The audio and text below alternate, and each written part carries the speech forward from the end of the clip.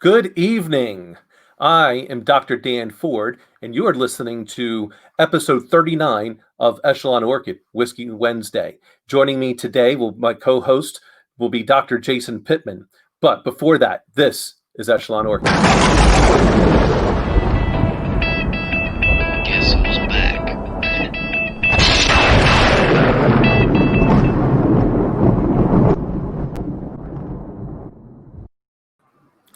Dr. Jason the Ninja Pittman. Welcome, my friend. Thank you, dude. So how'd you like that intro? I like that, man. That's good, dude. That's clean. I'm still working on it. I've been listening to a ton of different. I mean, what else am I going to do with it? Working from home, I got to have background noise. So I've just been listening to a lot of podcasts and of different characters that I want to learn from because they got some interesting guests, and I want to hear stuff. So been working. All right, gotta professionalize this a little bit more. So it's amazing what you can do. Because you probably have the premium StreamYard subscription, right? Yeah. And so I don't remember exactly how much that is, but I don't remember it being very expensive compared to. Here's the analogy I was going to make, or the comparison for people. We were a few minutes before the show talking about some experiences I had at Cal Poly teaching, and I used to do that really professional show called CyberFed, right? It's still on YouTube. We did that in a professional studio, shot with professional cameras and professionals with like a folder called TriCaster systems. And these are full soundboards. You can control video streams, full chroma key, everything, right? That it took that equipment to produce an intro similar to yours, which you're now able to do from the comfort of your own home with a piece of software, and that's it, really. Yeah. Right? Yeah. It's relatively easy. And right now, I am live streaming this to Facebook, to YouTube, Periscope, and the other one is Twitch. Twitch, I was going to say. Yeah. And then so what I do after this is I wind up, I push this later to Rumble, and then give Rumble the rights because they start to monetize immediately. Yeah, see, that's nice. It's one of the things I struggled with, with This Life in Tech, because we primarily did it through YouTube, is to get to the point of being able to monetize any type of content through YouTube. Dude, it was excessive. And we just didn't have that type of show and that type of setup. And I didn't have necessarily the wherewithal or the interest to dig deep enough to mass produce or chop up shows and produce all kinds of content without enormous amounts of overhead, right? That's one of the things I really liked about the collapse of Hangouts and StreamYard picking that up. I think it's one of the few times that Google has canceled something, that something better came out as a consequence of it. Right. And so with Rumble, so once I do that, all I have to do is basically, I don't have to, but I go to the live one and I make it private. And so then Rumble will then upload that because then they tag it. So they have some relationship with YouTube and some others. So they tag it. So anyone that goes there, they wind up collecting. And then there's a revenue split with that, in that I think they take 30% of any of the stuff that would come from there, but then they also push it to Vimeo. Yeah. Right. And so with Vimeo, it's also a 70-30 split, and they give you the direct link. So what I'm doing is, as I go to promote, I'm promoting with a little clip, bringing it. Eventually, I'll bring it back to my website, so then I have the connection. So then they'll have to click if they want to see like the full episode. Boom, they click in there, and it'll take them to Rumble, where then I get 100%. Whatever fee they take over, but it's a much different split at that point. Yeah, it's something like that. Someone can fact check Rumble. There's a fair amount of podcast shows that have moved to Rumble from you, because YouTube is just there's. I think so. The last Whiskey Wednesday show that you and I did, we mentioned, I don't know, I think whiskey, and that got flagged as being some weird thing, behavior. Basically, I wonder. I'll have to find it, but it literally got flagged as being bad behavior or something like that. I'm like, what? I'm gonna have to find exactly what it said now, just because it'll wind up bothering me. Well, while you look it up, one of the interesting things that I thought about, and I bet you're going to run into this. Well, not just you, anybody that uses this kind of setup, is not all these platforms have the same terms of service. No. And so, like, for instance, Twitch just came out, I think today or yesterday, and revised their terms of service and banned certain words. And it's not, I didn't read the whole thing, so it's not clear to me if the person that is streaming is banned from using those words, or it's a violation of terms of service, and or if it applies to like the live stream comments. I'm not sure exactly what the context is. But Twitch, I mean, of course, is a private company, and it's a private platform that you're essentially allowed to use, right? I support their right to do whatever they want. It's just there's going to be this conflation of what's banned here but permissible here, and how do you keep track of all that when you're doing like these multi-streams? Yeah, it's odd, right? Yeah. And the thing with Twitch is they only keep their stuff going for about 2 weeks regardless. So they don't store a whole lot there. I mean, they're mainly looking at, they want streaming platforms. That's basically what they want. Right. Well, they used to keep content for a long time, and then recently they started getting a lot of DMCA strikes for archived videos that weren't even public anymore. Oh, wow. Interesting. Yeah. Oh, shocking content. It was the reason that it was. I'm like, shocking content. It's probably something I said. We talked about being a beekeeper and leadership. Maybe somebody got offended. I don't know, man. Maybe they're just jealous of my handsome, good looks. Look at this dude. That could be. Maybe it was because I was talking about how I stopped the bullet again. Oh yeah. Well, I don't know what you're drinking tonight, but I am for our Whiskey Wednesday. I'm drinking Uncle Nearest 1856. So right, it's a shout out to it is a company in its own, but that's a person who, as I don't know if it's rumor or legit, but the person who taught Jack Daniels how to make Jack Daniels. Yeah, I am going to reveal my personal fermentation. Is that your kombucha? Listen. Popping tops. Nice. Yeah, this is a new one I tried. So this fermented for 2.5 weeks. So it had a bit of good, strong bitterness to it, the vinegar taste that I like. And then I gave it a little dab of maple syrup, organic maple syrup. And then I did a second fermentation for 3 days. And then I put it in the fridge to stop the fermentation. You can hear that nice pour. Oh, yeah. And you get just a little bit of effervescence on the top. Well, my friend, cheers. Cheers. So. Oh, man, it tastes great, but it smells like shoe polish. Yeah. Well, and getting a little bit now into our leadership talk, what I'm curious with in your thoughts on, because we're always going to have underperformers, whether it be our students, employees, peers, maybe they're going to underperform. What things have you seen work and not work to get them from underperforming to at least maybe neutral, if not performing? Yeah, it's a big deal, man. I think at least starting out, when you think about it, there's some rationale behind, if I have an underperformer or a low performer, which I don't consider to be the same thing, I'll put them with a group or pair them with a high performer and it'll drag them up, right? Wrong. The science is definitive on this. If you put a low performer or an underperformer on a high performing team, the high performers will absolutely either outright rebel or get consumed by apathy and just stop performing. So it's a big deal, right?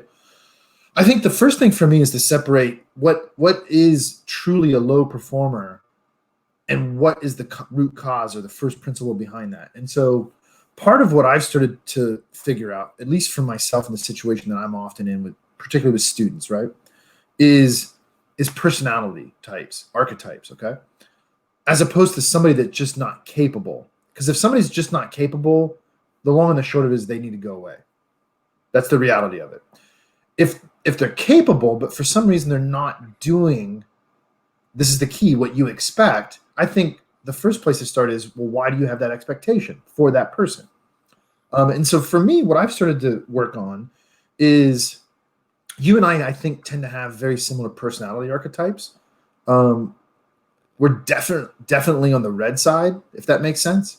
We tend to be fast-paced, aggressive, dominant, very confident, very straightforward, right? And we tend to not get along. And I don't mean like I want to go have a beer with you, but in terms of getting work done, with somebody that's on the opposite side of that, like, so something you would describe as more green or blue, right? And particularly the greens, I think, are what you and I would tend to perceive as, if we were just interacting with somebody, as underperformers. And so what I've learned is to try and figure out not what the right place is or what the right tasks are, but to get that personality in a place where they feel comfortable. I've figured out that's what actually matters the most. That's my take on it. One of the things, first, 100% agree. Trying to put the underperformer with a group of performers, it's more like a crab.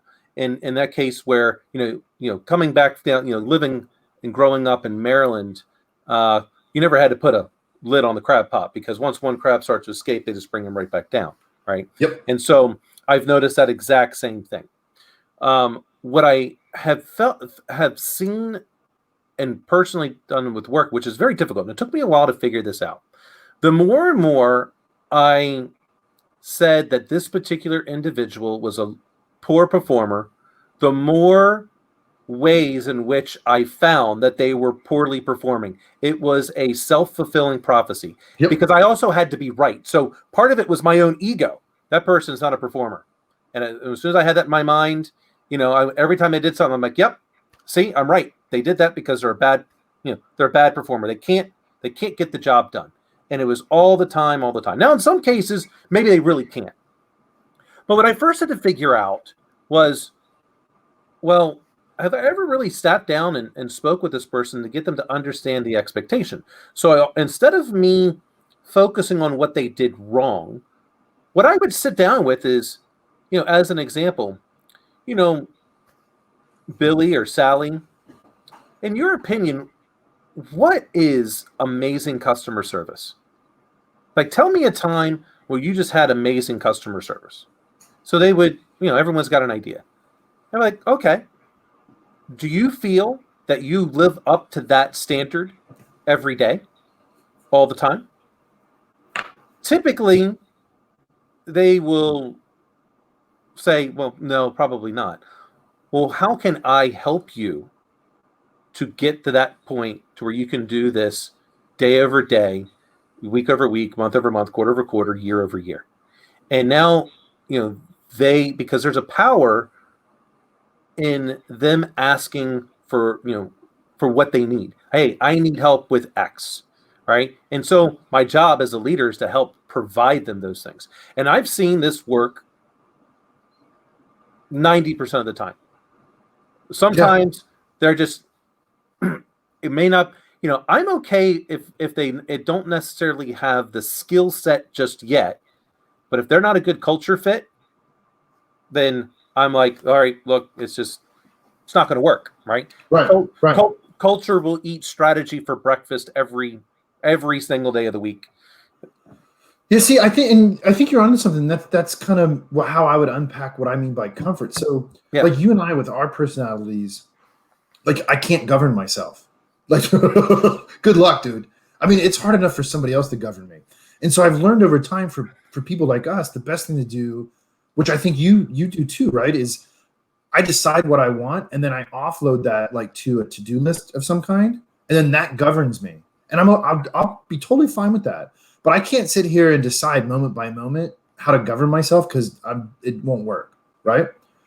That personality, however, can self-govern because the pace they work at. And so what I've learned, like you're saying, if you sit down and have somebody describe, let's say, what their perfect day is, right? If they're that personality archetype, they'll create that that structure for themselves, and then they'll stick to it because they become comfortable. Whereas for me, and I think you too, I can't. In fact, having that level of comfort is disastrous for me. I need the chaos, right? Which is why, like this semester, I told you before, probably the most chaotic semester ever teaching because of COVID and all that stuff. And yet I produced the most amount of research I've ever done in my life with the least amount of stress. I love the chaos.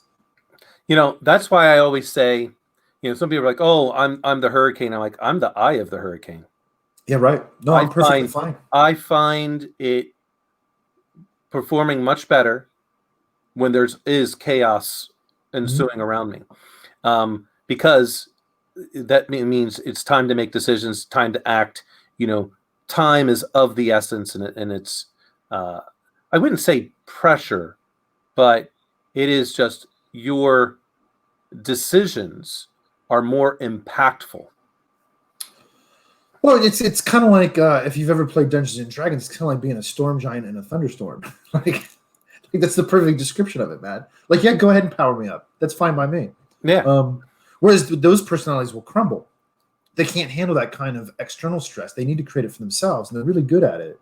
And if you allow them to do that, and what I figured out, like for my group, I have a group right now that last year won an award, and this year they didn't. And so I had to give them a talking to, because if they weren't disappointed, they needed to understand why they should be. It's important for their growth, right? But there's one person on that team that has kind of fallen into a cycle of not contributing, which, I mean, I've kind of expressed this idea before, which maybe we'll explore in the future, but I've started to really look at these research groups as startups. And I'm like the CEO of a bunch of little startups that are really in the incubator stage. And in some cases, that's literally true because of the funding we're going after.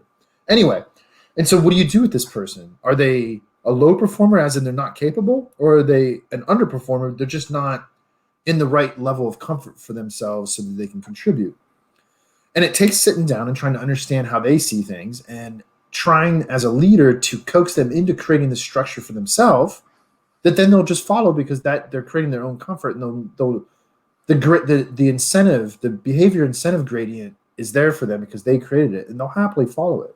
Well, I think there's the key point that you made there, and I just look at it, I just use a slightly different word, which is selling. Our job as leaders, because this is the days of your, and we've talked about this. If I have to say you're going to do this because I am the CXO, then the less effective I am over time, because I'm using my position of power. There's that inverse relationship. However, if I can sell you on my idea, and I'm always selling, and you buy that, then you're going to wind up performing, because you've bought into that vision. And so literally I don't remember who said it, but the ABC always be closing, it's Glengarry Ross. There you go. Right. Well, it's true. If we're always selling to our students or our employees, our peers, our bosses, and they buy into it, that's what a leader is. I can't force you. If I force you to do it, I might be able to temporarily, but people can also go, well, I'm just going to leave, which, again, unlike the military, which is why I think, unfortunately, while they have a very good foundation, what I have seen a lot of people in the military, especially officers, make that transition to the civilian world that's not working for a defense contractor, right? They go somewhere else, and people don't have to listen to them because of their rank anymore. I see a lot of them struggle with that. But they have the core foundation. They just need a 2% tweak, and then boom, they can be like a race car. Yeah, it's the twist in the application of it. And see, I think this is interesting too. I was thinking about this in preparation for the show. There's an interesting connection, I think, back to your idea about the beehive as it is a symbol of production. Because for that underperformer, I think the focus needs to be on production as a process towards an outcome rather than productivity, which is, why aren't you producing X widget in 5 minutes? That personality won't react well to that. It's too much stress for them, and they'll end up not doing anything. Whereas I think if you focus on, here's the vision or the production, and this is the outcome we're shooting for, and here's the part. What part do you see yourself playing in it? then you've sold them. You got them. That's the hook. Right. Absolutely. How do you Fully agree. how do you envision this being a success? What part are you going to take to make this successful? And I've had employees and students still with all of that, still not buy in. And Sure. I've had to have conversation with some of my other managers, and I had to let them know, because when eventually they wanted to let someone go, I said, understand this, and this is why this should hurt. It means we failed. Yeah. And each time I've told these managers that, they look confused. And I said, I'm not saying it's the wrong decision. What I'm saying is that means we were unable to create the appropriate sales plan to convince that employee that the way we needed to do things was the right way. We failed, and that's fine. But that's why it should hurt. That's why if you can't take that seriously and go, I messed up, but because I messed up, you're going to have to pay the price, because the leaders do, right? The leaders take all of the blame and none of the credit, or at least that's the way it should be. Yeah, I was just going to say, if they're being good leaders, yeah, I totally agree with you. 100%, man. And at the same time, that's why I start with, I think it's important to separate underperformers from low performers, or people that just aren't capable, because sometimes people find themselves in a situation that they didn't expect themselves to be in. Maybe they misunderstood what it was they were stepping into, and they're not capable or at a place where they're able to be honest with themselves, ego, fear, whatever, dude, right? And sometimes as a leader, it's our job to say, well, look, man, this, you can't see it, but 5 years from now, whatever, right? You'll figure it out. This ain't for you. Right. And that's a part of it. Sometimes, I think when we take a look at our employees, at least it's a little bit easier that I can't think. Students, yeah, in a way, same thing. Like, hey, look, bro, or, broette. I don't know. Is that what you call it? Broette? I just call him bro, dude. I don't give a shit. Yeah. So this field may not be for you. Nope. And there's parts of it, like people, when you study computer science, I mean, it's very, very broad. So, like for me, I'm not a good developer. I don't like to code. It's not something I'm good at. Mainly because I don't like it, right? I can look at it, I can read it, I can do some things, but I don't really enjoy it. So I focused on networking, infrastructure, and then eventually security. But other people may be really good at it, but we got to figure out what those things are. I had to figure it out. I didn't have a professor tell me, but I've had to tell some students, hey, look, you're not really good at this part. And in some cases, especially the developers who think they're pretty good at coding, I'm like, you'd be really good as QA. Well, look, sorry to cut you off, but we had that common student years ago, and we both said, and I went on the record saying, I think it's criminal that we take his money. Yeah. Right? I mean, I don't know where that person's at. I don't care to know. I don't want to know. But I was involved in that situation in the moment, and I felt, dare I say, legally culpable. That was borderline criminal, dude. Yeah, it was bad. And I told him, I know you did. I think we both told him at the same time we were standing there. You need to go find something else to do. Yeah, this isn't for you. It's just not your thing there, bro. It's not. Hey, listen, man. Yeah, I wouldn't do what my brother does. I'm not saying I couldn't figure it out. It's not just interest. It's also temperament. Like, I'm just not wired up to do that. And if I tried to do it for any length of time, it'd be disastrous for everybody, including me. Right. Yeah, and so with employees, I kind of do the same thing. I look at them and am I putting them in the right place to succeed? And in some cases, they may not be. There are some employees that meet the culture, but they're just not in the right position. And so I either have to put them in that position, or I have to help them find a position somewhere else. But there's those things. It's difficult, but it's manageable. I think once we commit to being forthright and honest with ourselves first and foremost, at least for me, those things get a lot easier. They don't get more comfortable, right? It's not that I don't have an emotional reaction to those things. I do, and sometimes at a very deep level. But what's first and foremost always to me is the truth. And look, man, if I think somebody's really good, then I'm going to tell them they're really good. If I think somebody's not good, first I'm going to try and take the time to understand why I think that. Because like you said, right, sometimes it's just you. I'll tell you, this is an interesting thing, man. Do you remember the Stanford prison experiment? Yeah. Okay. Yeah. The The dude that prisoner's did, dilemma. yeah, the dude that did that, I didn't know this. The dude that did that got brought in, I think by the defense to weigh in as a legitimate psychologist on Abu Ghraib. Remember Abu Ghraib from the first Iraq conflict, right? Um, and so I'm listening to that audiobook of his collective experience from all that, plus his unreleased notes from the original Stanford prison experiment. Okay. This stuff's fascinating. And one of the things I've started to take away from that is he differentiates between how we commonly judge people, which is based on their aptitude and their persona and their behavior.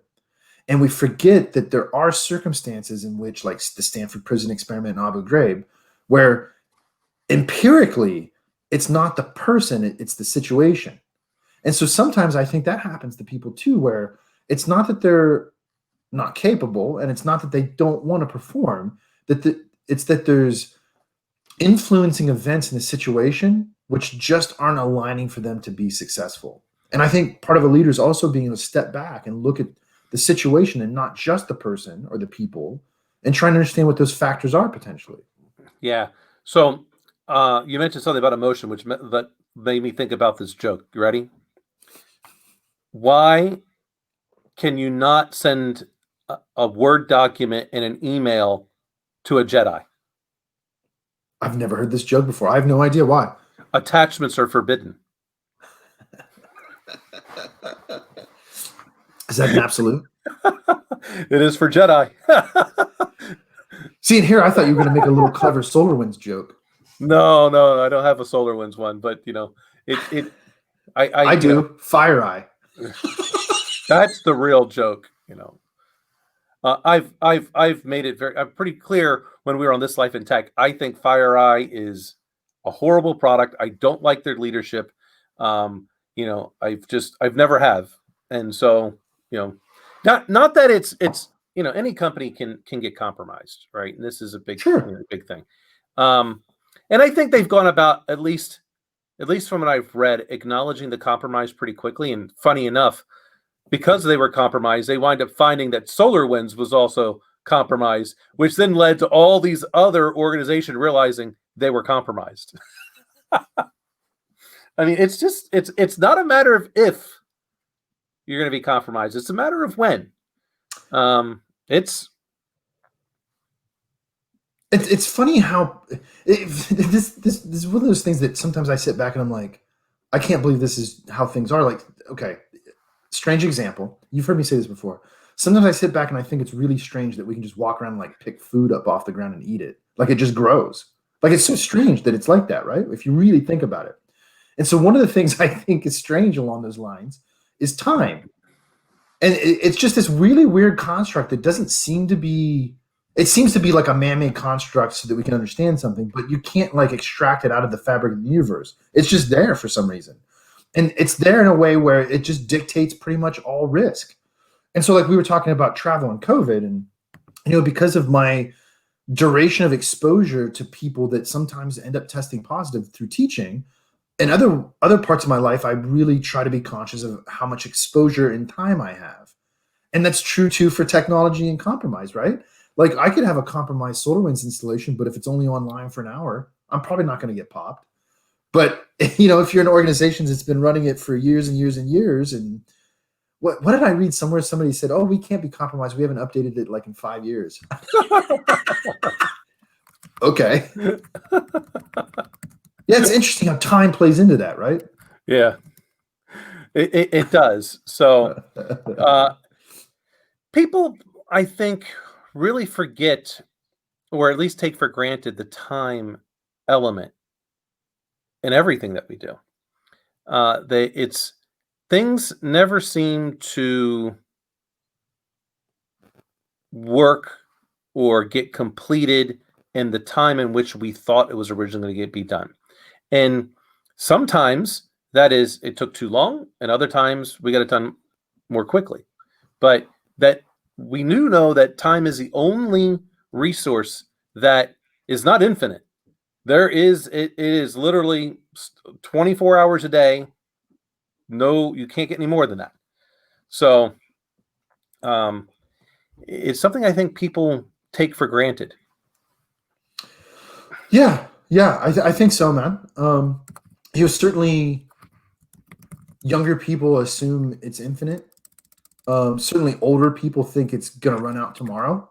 I don't know that either of those are necessarily correct. Right. But certainly we undervalue time as a resource. And not only in saving it or trying to protect it, but also in judiciously expending it. But also, to tie this back to the original point, sometimes with those underperformers, it really is just a matter of time. And if we exercise patience and empathy and care, you can get that person, in my experience at least, right, to a different place where, if nothing else, man, and this is, to me, sometimes where the emotional attachment comes into it, if nothing else, where they feel like they're being successful. At some point, if I'm going to allow somebody to continue to be on a team, it doesn't have to be about whether I think they're successful. They can't be dragging the team down. They can't be an obstacle. That you can't allow that. But if there's no harm being done and there's no risk presented, does it really matter if they take a little longer than I think they should? Probably not. I just don't give them really critical tasks. True. Right. And we don't want them to be in the critical path. Right. And there's ways, again, this is the aspect of the leader. We've got to have all these levies where we can be pushing and pulling to get the right flow. Because and sometimes, which I think is a great distinction that you made earlier, the difference between an underperformer and a low performer. Because to me, a low performer is very likely due to experience. Not, they have not yet had experience to be able to be a better performer, but because they're junior. Like they're entry level. They're not senior level people, so they're going to be low. They're not underperforming. They're just performing less than someone that's senior, and hopefully over time they will get better. So, when we look at that, we got to make sure that we're giving. We got to give a little bit more hand holding, paying attention to those junior level of employees, because they shouldn't be in the critical path. They're there to learn and to grow and to get better day over day. They should be better tomorrow than they were yesterday. The underperformers, I think, probably have much more of an influence over that junior level employee.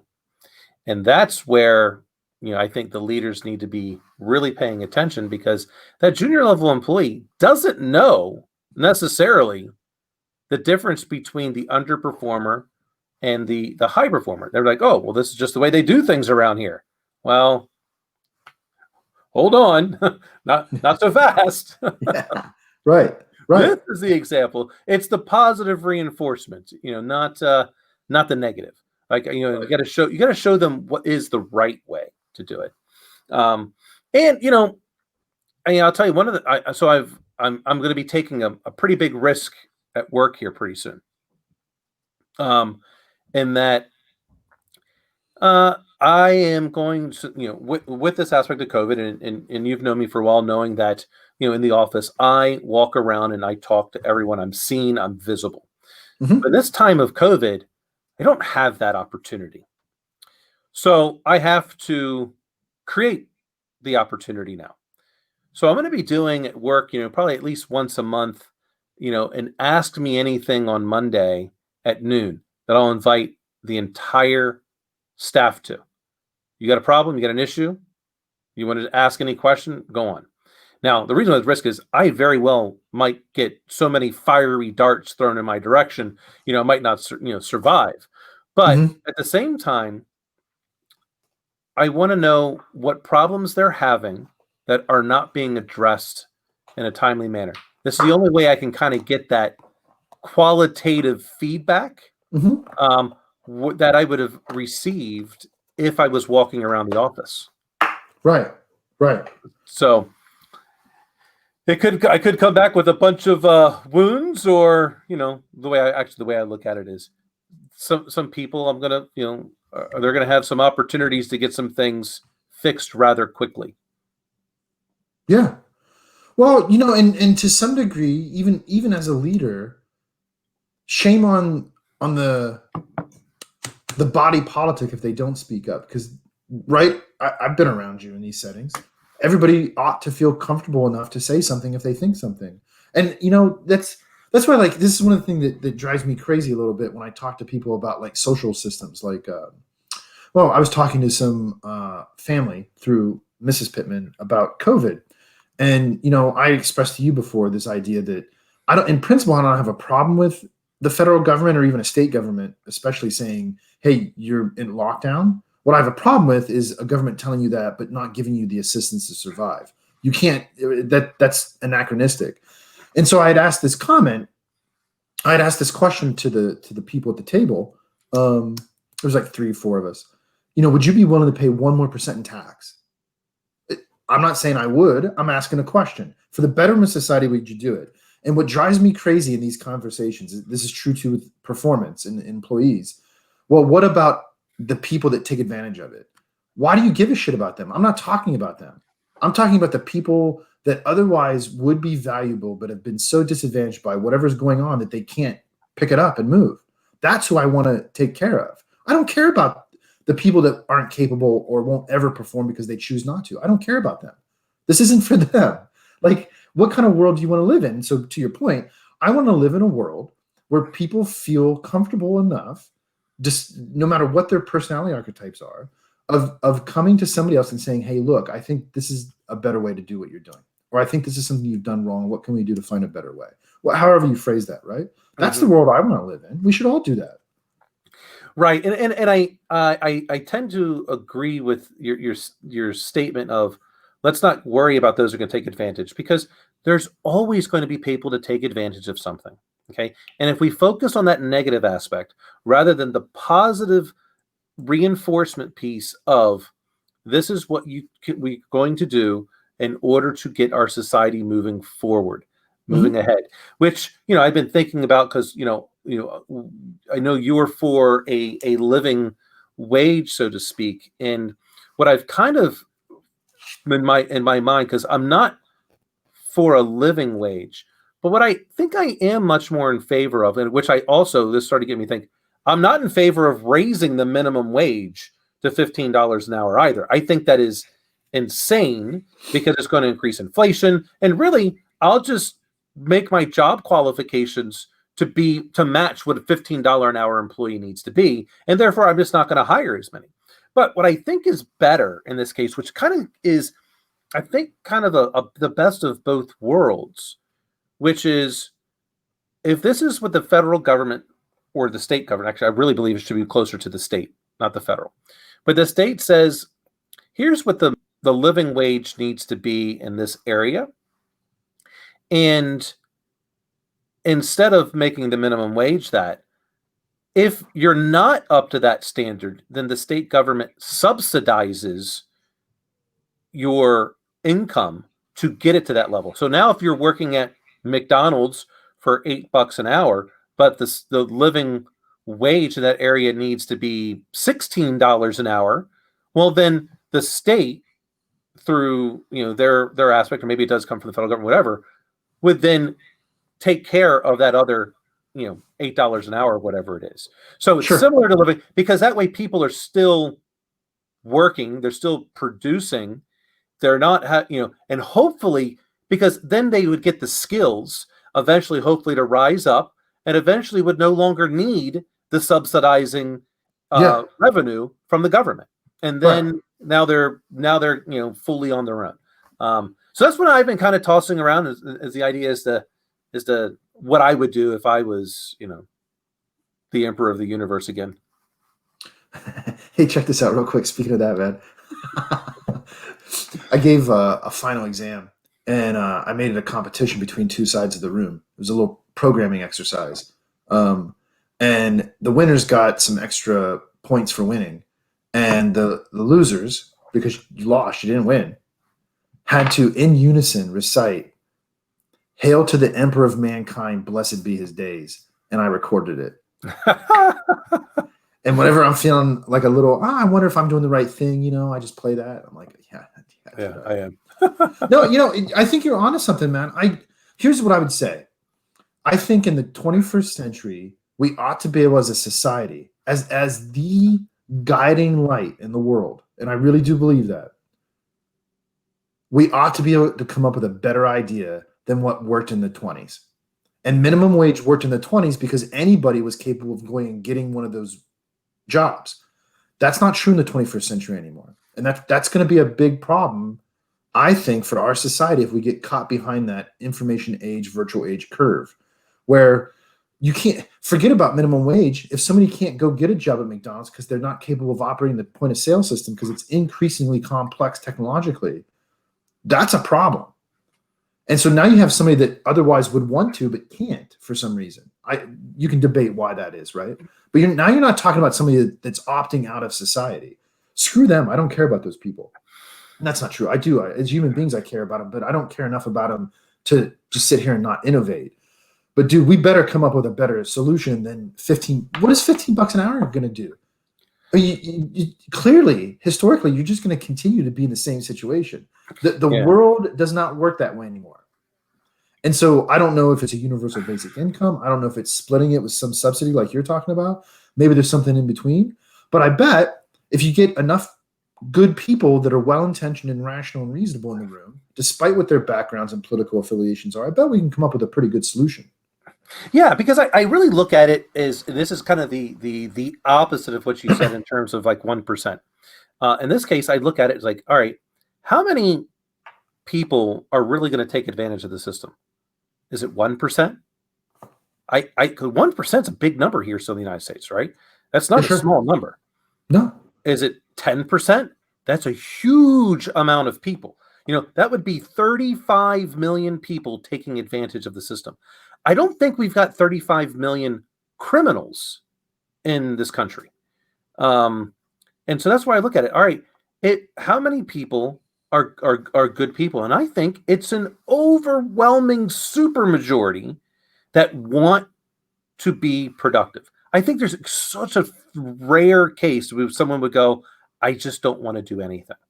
I don't see that happening. It's just not the way I feel like humans are. There's going to be some that are, psychopaths like that. And there's always going to be people that are going to commit violent crimes, but it's not 10%. It's not 50%. I think it's got to be like maybe between 1 and like maybe 5%. And I think 5% would be a high number of people.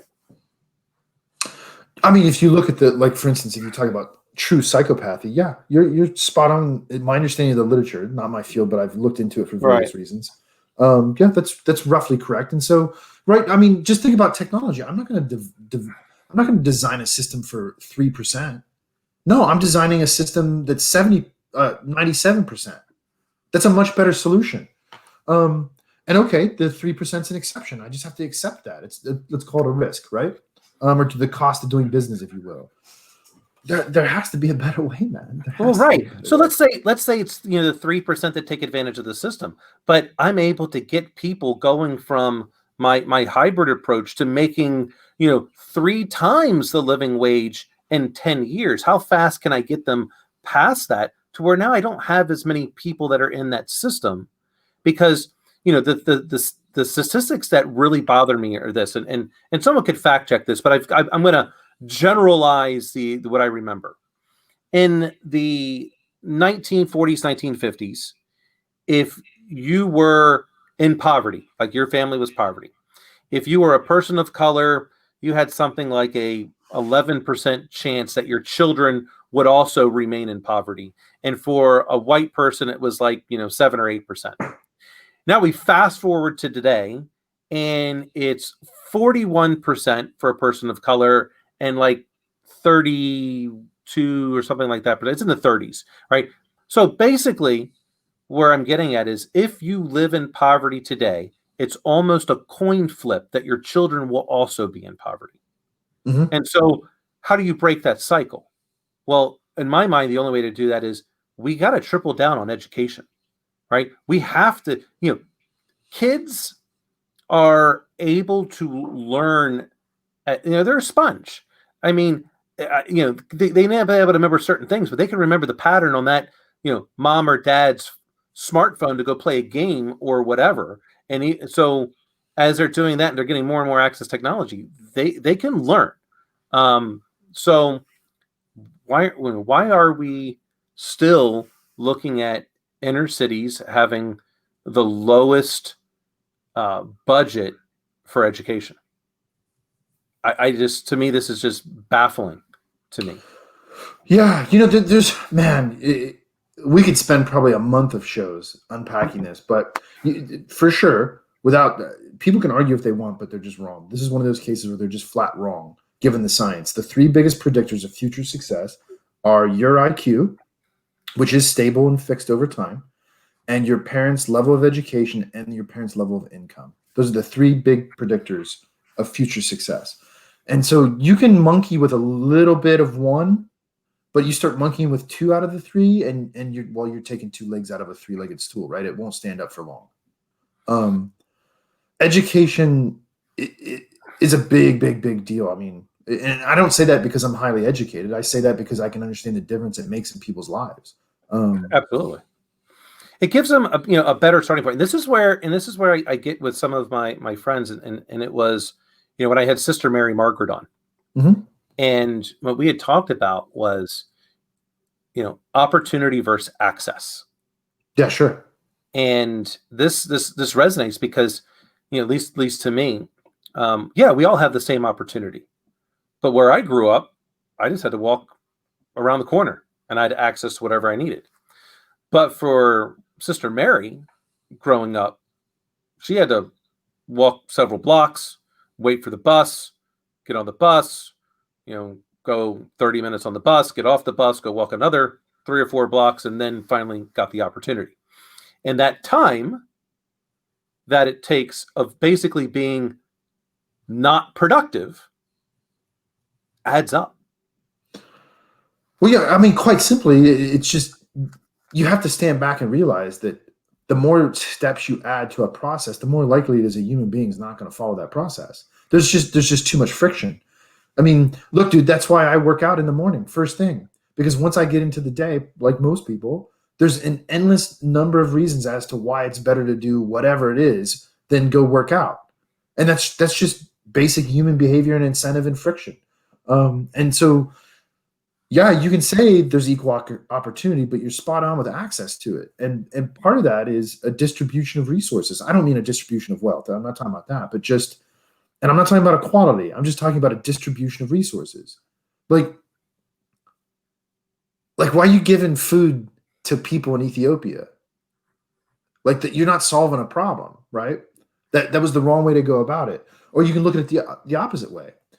If you want to stop crime, why are you jailing people for an ounce of weed for life? Like the war on drugs failed because it's the wrong application of force. You know what I mean? It's wrong. So you believe more in the Oregon way? I think it was Oregon, right? That legalized everything? Yeah, sure. 100%. I'd be on board with that. I'm on board with almost anything as long as everybody in the room is an adult and consenting, and you're not harming anybody that's not consenting. Dude, that's your business, not mine. How do you feel that same way with meth? Sure. Meaning that because I think the stats on that are, if you have it one time, it's like a 98% you are addicted. Like you're not getting off of it. Yeah. I mean, as a general guideline, I'd be that with, like I said, man. If it's you and anybody else that's consenting, I have a hard time making it my business. Now, obviously, there's exceptions to that, and obviously, you have to deal with questions of, well, if you run into a substance, call it X, it doesn't matter what it is, that invariably does something to you, then maybe you got to, as a society, say, well, look, man, maybe there's a better way to go about this, right? I don't know if meth is that or it's some fentanyl or who knows what it is, dude. But What I'm not a fan of are these slippery slopes of, oh, we're going to decide for you that this is bad, and we get to decide that, and we get to control all of it. I'm not a fan of that kind of a system. Let people be adults, and sometimes adults have to make bad decisions. True. You know, I sometimes wonder, where do we draw that line for the bad decision? You know, the aspect of, you know, so if someone wants to go, you know, smoke pot or eat it or whatever, I honestly still to this day, even if it was legal, I still likely wouldn't. I just don't, you know, don't see the need for myself. But I do see where there are a ton of benefits. Like now, CBD, I absolutely do. I think there's a tremendous amount of benefits in CBD. But I just don't necessarily know that I'm going to get that much of a benefit from THC. Now, if my doctor said, "Hey, Dan, you know, your chronic pain issue or whatever, you are really going to benefit if you start adding THC to this." Well, you know, then I would likely do it at that point because a doctor who I trust, or I would hope I would trust, is giving me a medical reason as to why I should. Right. I've got enough vices in my life. I don't need another one. I've got my whiskey, and you know, on occasion I like to smoke cigars. So I just don't have time for another one. You know, I just fundamentally think this is in principle, right? So it's an abstraction. But I fundamentally think that we ought to have better things to do than setting up these convoluted systems of deciding what somebody else should or should not do based on factors X, Y, and Z. You know what I mean? Like here's an example. A student isn't going to make it to class, or they're going to be late in an assignment. All I ask is that you tell me ahead of time. I don't want to know why, and don't tell me why. Because I'm not going to get into adjudicating that in this case it's okay for this person, but in this other case it's not for that person. I don't want to be burdened with that because it's none of my business. You're an adult, practice making adult decisions. I'd rather put my time into A, the people that are there, that are participating, and B, designing systems that incentivize you to show up and perform. And so, you know, you can kind of in some ways extrapolate that out to drugs. Like, okay, so let's take meth and pick drug X. We just invented it, and it's 100% addictive, and it's fatal on the second use. That's a really extreme example, right? There's going to be people that do it. Of course there are, because people are people. You can't tell them not to do it. You have kids too. You know how that works, right? And so what do? Well, I would argue, maybe this is a little utopian and overly optimistic, but I'd rather put my time into figuring out how to incentivize people through their participation in society to not do that, rather than telling them you can do it once but not twice. You see what I'm saying? I just don't want to live in a society that gets into adjudicating those types of, in some cases, arbitrary, slippery slopes. Yeah, I 100% agree. I mean, I definitely don't. You know, I get torn, and I wrestle with the ideas as to what extreme, because I feel like extremes on either side are bad, right? It is. I mean, there's a reason why in the event that, you know, we have the zombie apocalypse, you don't want to be in the front of the pack and you don't want to be in the back of the pack. Those are the ones the zombies get, right? And that's extremes, right? Yep. So I don't know where that good middle ground is, to where I believe as you know, you want to go like I believe in assisted suicide. You're chronic, you're ready to go. You know, I don't think you should, you know, the doctor should penalize you. I mean, or the doctor should be penalized for doing it. Hey, I'm ready. Then the doctor should put me down like we do our pets. I'm ready to go. Stop my heart.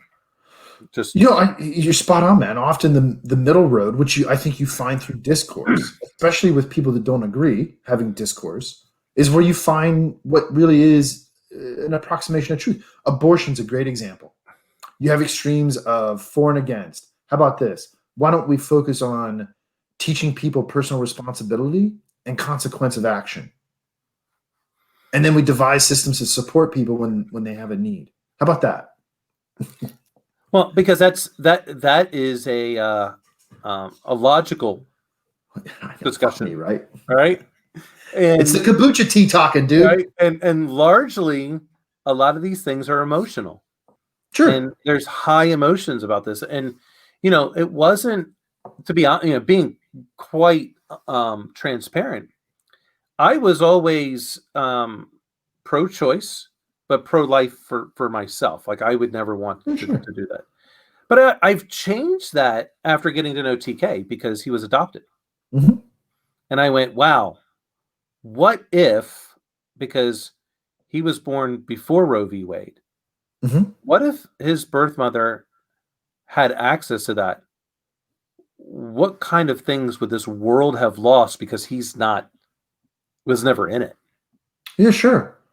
And Well, and because of that, I'm like, okay, well, you know what? I am more pro-life now. I think I'm not gonna condemn someone if they chose to. I think that's the wrong message. That I'm not going to condemn this person, tell them how evil they are. No, I'd rather still be there for them and support them. I'm not here to judge them. yeah, right. I mean, if anything, I have empathy for him. I mean, yeah. And I love TK like you do, right? And that's certainly an interesting story. There's an inherent danger in deciding societal level systems based on individual. This is going to sound dismissive, man, and he'll understand what I mean. Anecdotes, right? And that's why the middle road has to be the way forward. You can't take these extreme. Well, look at the situation we're in our own country right now. It's because of these polar shifts between extremes. That's never sustainable, right? The minimum wage. No, man, there has to be a better way. And shame on us for being in the 21st century and losing our position as a global leader because of what really are silly situations like this we find ourselves in. Yeah. And it's interesting because, and I, as I go back over time, so my grandfather's priest that I met after he passed away, his name is Father Bill, and it's in South Carolina, and he used to get in trouble all the time, and not in trouble for normal things. It was that he would go and counsel and sit with women that were either thinking about getting an abortion or have. And from what I was told, and from him, the Catholic Church didn't like that. He said, "I'm not here to judge them. Right. I'm here to be there for them." And all of us have to live with whatever choices we make. And I just wanted to make sure they knew, regardless of their choice, God loved them. And I felt, as a person of the cloth, I needed to be there to remind them that even though I may disagree, and it may, God will make that final judgment, but that God still loves you. And I'm like, he is the only person I have known in a position of being, the head of a church that has ever said it in that way. And I've just felt, wow, for those that do believe that, and the Christian faith and stuff like that, what better way to live that? Hey, I'm not here to judge you. I'm just here to help you, be there for you, and give you my counsel. I was like, wow, and that's has stuck with me. My grandfather passed away in 1994, so interesting guy. From what I understand, he's actually no longer a priest. He was, Well, wait. First of all, being a Catholic in the South, that's not a recipe for a long life. So, well, the funny thing, this is really funny. So, it was early on in my own spiritual journey, and I know this may shock you and some others, but I like to cause a little bit of controversy, say some shocking things, troll some people. So I said, all right, Father Bill, what if God asked you to become Baptist tomorrow? Would you do it? Actually, and the funny enough, his response was, I am only where I believe God wants me today, and I don't believe I'll be in this position forever. And of course, later I find out, many years later, basically, he left he was asked to leave because he wouldn't stop counseling people that had abortions and homosexuals, the LGBTQ. Hopefully I got all this stuff right. Because he's like, look, you should come to church. If you want to come to church, you can come to the one that I'm heading up because, hey, this is, we're all God's, people. And so I was like, wow, this was in 1994. So not as open as what we are today. And, that would still be a very progressive Catholic. I mean, look, it's only been really in the last couple of months that the Pope has started to exercise a little more progressiveness. Well, what else are you going to do? Dude, you've been losing for like 2 centuries to the Episcopalians and the Anglicans because they're more progressive, you dummies. Yeah. Like, what do you do? And to be a Catholic in the South, forget about it, man.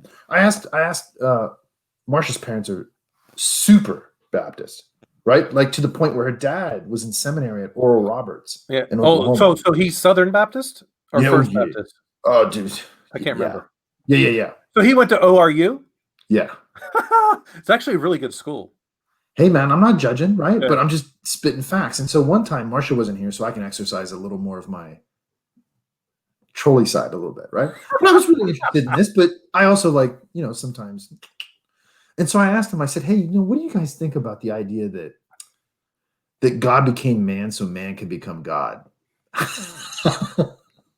Didn't go over well, dude. And so then after that, I kind of figured out you can't really troll a Baptist about stuff like that because they just take it so literally they don't even. Yeah, it doesn't work because sometimes they lose their sense of humor, but if they actually understood, I mean, that was the whole aspect of Satan's temptation of Adam and Eve. Yeah, right. I mean, that's literally what it was. So they really it gets to them a little bit. Well, see, and so, also it shows a little bit of my ignorance too, because I forgot that Baptists don't really practice communion in any way, shape, or form. No, they don't. Certainly not a Eucharist in the literal sense on the other side of the literalness, like Catholics. Yeah, I mean, the Catholics take communion often, from what I understand. I mean, I'm not for those that are out there, I'm not a religious person. I just believe what I believe. Yeah. So. That piece, which I think drives some of my family nuts, and I go, it's quite simple to me. Religion is a man-made word, and God is not a respecter of man. It's the other way around. So, right. So, whichever. Well, my friend, it was good catching up. Indeed. Talk a little bit about leadership. We get a little bit of everything in there today. Yeah. Hopefully everyone enjoyed it. I hope you have a good rest of your week. Don't know what your schedule's like for next Wednesday. You good for next Wednesday? I'm good to go. All right. Well, everyone, thank you so much for tuning in. Ninja, everyone else out there, have a good week. Thank you. My pleasure. See you next week, Shogun. See you. Take care. Bye-bye. Bye.